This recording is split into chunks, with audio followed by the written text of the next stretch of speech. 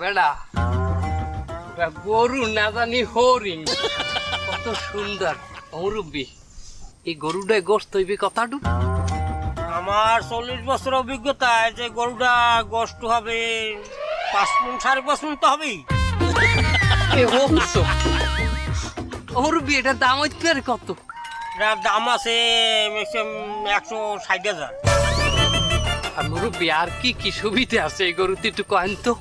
আর সুবিধা আছে যদি দুধ বাছার নিয়াজ করেন তাহলে ম্যাক্সিমাম 30 লিটার দুধ হবে।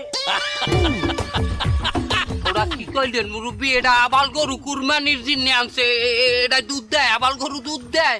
ও আবাল গরু তাহলে দুধ কম দেবে। কমিটি আনছো এই মুরব্বীদের, তোরা কমিটি আনছো? আমি আমনাই দে যান যান যান যাবো মানে ওরা আমি কত যুক্তি পরামর্শ দিলাম আমাকে